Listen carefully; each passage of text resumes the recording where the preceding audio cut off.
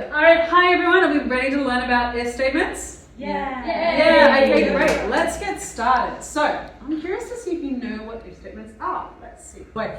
If statements are conditions. They're the things that help us when we want to make a decision. So, we want to make sure if a condition is met that we want to do something. So, for example, as we can see here, if it's raining, we would take an umbrella. So, for example, okay, I'm about to leave my door. I open the door and I want to check, okay, is it raining? Yes, okay, I need an umbrella. I get my umbrella, I take my umbrella with me. That is a condition. It's me making a decision based off what the condition is. Let's go to the next slide. So, the computer needs to be able to do the same thing. And so when we do that, we do it with a form of true or with false. Yeah? So we want to see if something's true or false. That will be the condition. So for example, let's have a look. Can we guess out of these 6, which ones are true and which ones are false? Now remember, I have snacks, I have treats for those who can answer. Are we ready? So we've got, is 5 less than 10? Is that true or false? Who can? Yes. It's true. That's correct. Here's a lolly for you. Yay! All right, who can tell me if 3 plus 2 equals 5? Now remember the syntax? Yeah, it means is it the same? You know, like will that, so it's 3 plus 5, would this number that gets added together be the same as 5? Who can tell me the answer for that? It's true. It's true. That's correct. All right. Now, when the exclamation point is in front of the equals, that means it doesn't equal this thing. So we've got the equals, and that means we expect it to equal the same value, but with the exclamation point, we don't think it's going to equal the same thing. So 5 doesn't equal 5. Is that true or false? False. False, that's right. Here's another lolly. See, more lollies are available. So, does dog equal dog? Yes, it definitely equals dog. True. So we would Dogs think are dogs. dogs are dogs, but we can see here a capital D and a non-capitalized D. And that actually means it's false. But good job. Here's a lolly. Is D in dog? Can we see this character in this string? Thank you. I had to say syntax, and that's just not right. Yes. Yes, it is. Good job. All right, is Q not in cat? True or false? True. True, that's correct. Good. So we can kind of see the differences here, right? So we can go to the next slide. Let's try it again. We've got here, this is what a condition will look like when you're doing it in your workbooks. So we're going to see if we can find something is true. So we've got a variable here, which is called favenum, which equals 5. So it's a number and favenum. So whenever I see favenum again, it's going to have the value of 5. Let's go to the next slide. So this is the condition. It's got the if, which is colored, so we can see, and then I'm checking that the variable has a value that's less than 10. Yeah? Is it true that favenum is less than 10? Well, we know that favenum is 5, and it's true that 5 is less than 10, so it is true. So I would get true. So if we put that there instead and put the answer to the question, if true, let's go to the next. What do you think happens? It prints that's a small number. It's going to print, that's a small number. That's right, because we've gone, if true, print this thing. And we know that 5 is less than 10, so it's going to print, that's a small number. All right. Now, how about a different number? 9,000. Do we think that is it true or false? Let's put it into the question. Yeah, let's go actually. Thank you. Yep. Put the answer to the question. Is it true that favenum is less than 10? So it's not true. So it's false. So what? We'll go to the next slide. So what do we think is going to happen? Not print anything. It's not going to print anything. That's right. Nothing. That's right. All right. Now, there's something a little bit tricky about the syntax that we need to pay attention to.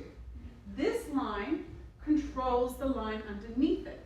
Now, can we see what's a little bit different between these two lines and this one? Can anyone see? One went in a bit. One's gone in a bit. Let's have a look at the next slide.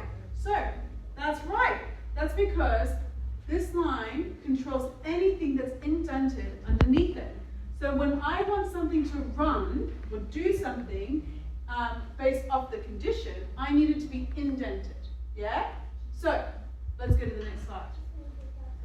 So, what do you think happens if fave num equals 5, and I've got the condition, if fave num is less than 10, print. That's a small number. Print. I like it that. Print a lot. What do you think is going to happen? It's going to do all of them. That's exactly right. Well done. Here's a lolly for you. We get all 3 printed because they're all indented. Next slide. Word equals GPN.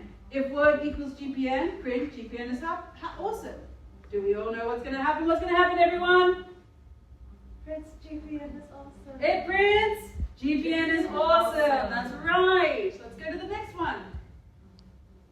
But what if I want to do something, want something to happen that is different if the word isn't GPN? So let's have a look. Yeah, so for example, if I want something else to happen if the word is not GPN, I need to use the syntax else.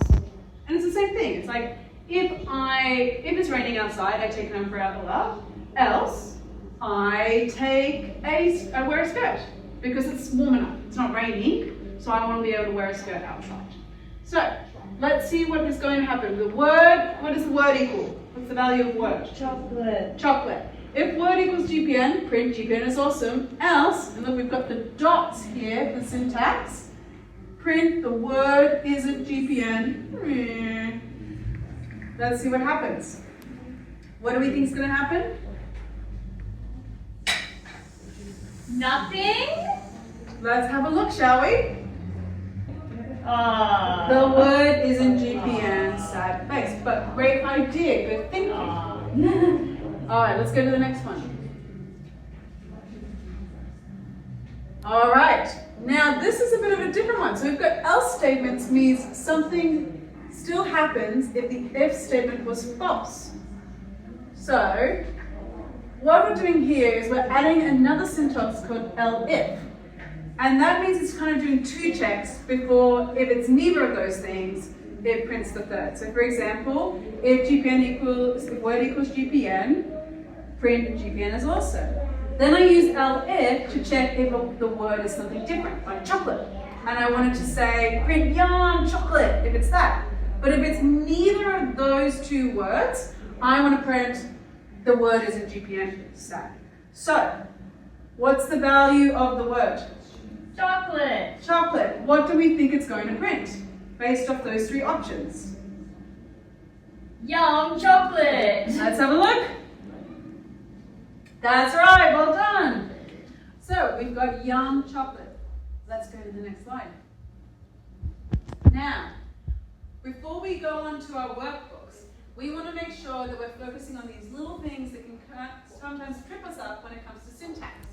We need to use the equals for the condition because we're saying we want to make sure that the word has the same value as what we're expecting the condition to be. So the value of the variable needs to be GPN for this one to run. Yeah? We also need to make sure that we're using the 2 dots at the end for GPN because underneath it is indented and we're making sure that they're staying connected. Yeah? So we want to make sure everything you want to happen if the condition is true, is indented. Yeah, so we'll only run if it's true.